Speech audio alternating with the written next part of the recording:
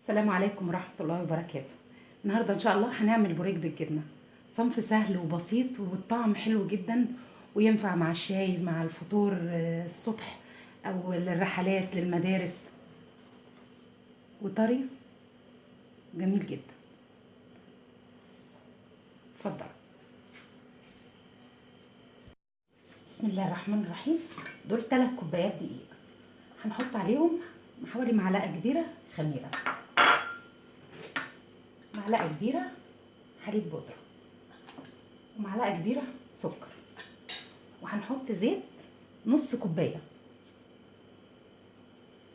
وهنبدأ نفركه بإيدينا لحد ما كله يتشرب من بعضه. بعد كده نبدأ نحط المية على حسب ما العجينة هتطلب. هو مبدئيا حوالي كوباية، بس بيختلف من دقيق للتاني. هنا خلاص كله اتشرب، احط المية تدريجي، احط جزء واعجن بايدي او بالعجانة. لو بايدي طبعا هاخد وقت اكتر من العجانة. المهم ان ايه، العجينة يتعجن كويس قوي وتبقى عجينة طرية وملمسها ناعم بس ما بتلزقش في الايد. هنا هي لسه ناشفة، هبدأ احط لها مية كمان. طبعا احنا بنحط ذرة ملح، بس انا دايما بقول الملح ما يتحطش مع الخميرة والا هيبوظ مفعولها. بعد ما تبدأ كده بتتفاعل بنحط ذرة ملح، يعني رشة خفيفة بصباعين كده بس، بتفرق كتير في العجينة.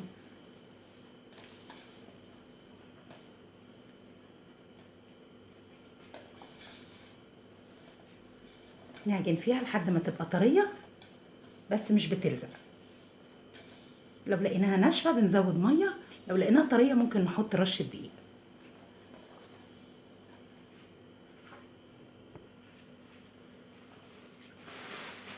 هنا هي بنعجن فيها بقت طرية معانا، هيبقى سهل تشكيلها. هفركها كويس، بعدين اسيبها لفها كده واسيبها حوالي ربع ساعة او نص ساعة على حسب الجو. اسيبها ايه لحد ما تخمر او تستريح شوية، بعد كده نبدأ نشكلها. هنا بعد ما العجينة ارتاحت شوية هنقطعها اجزاء صغيرة كده ونشكلها كرات. نبدأ عن الحشو. الحشو عبارة عن ايه، دي جبنة بيضة، هي جبنة براميلي انا هرستها علشان سهل بس اتحكم فيها. واي نوع جبنة بيضة، المهم ان يكون ملحها عالي شوية لان الملح بيقل لما تدخل البوريك بيدخل الفرن. هناخد اجزاء حسب الحجم اللي احنا عايزينه، هنبدأ نفردها.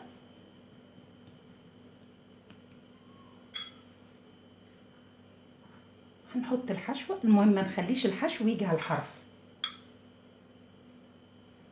عشان لو جه على الحرف مش هيرضى يقفل. وهبدأ اقفلهم من ناحيتين زي ما بنقفل القطايف.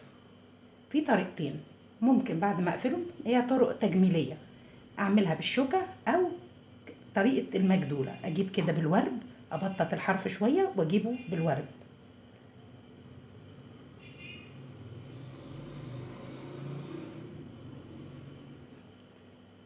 واحطهم في صاج او صينية فرن وابدا ارصهم، اقسم الكمية كلها اعملها بنفس الطريقة وارصهم في صينية، بس اسيب مسافات شوية علشان دي حاجة فيها خميرة هتفرش معانا، فعشان ما يلزقوش في بعض.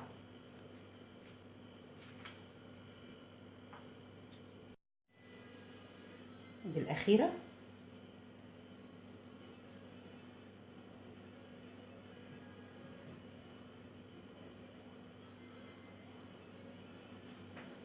بعد ما خلصنا الكمية، هنا دي بيضة انا ضربها بالشوكة، هنبدأ ندهن الوش.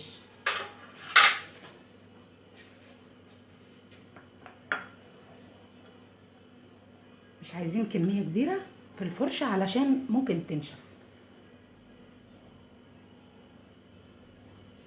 تنشف الوش. لما بيكون البيض كتير بينشف الوش.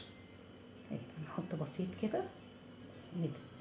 بالنسبة لتقطيع البوريك، في ناس بيفردوا العجينة وبعد كده تتقطع بقطاعة، انا ما بفضلش ده، لان في اللي بيتقطع الاجزاء اللي حوالين القطاعة قطعته، يا اما هنضطر نرميه يا اما هنضطر نشكله. في الحالتين النتيجة مش كويسة، لان لما نشكله هو كده هيكون ناشف ومش هيتجاوب معانا والعجينة هتكون ناشفة.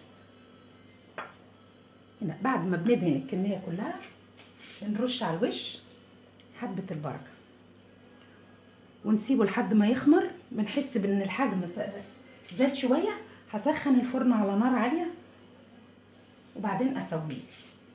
طبعا اكون جنبه لحد ما يدي اللون الذهبي وما بياخدش نار كتير، فيا ريت ما نبعدش عنه.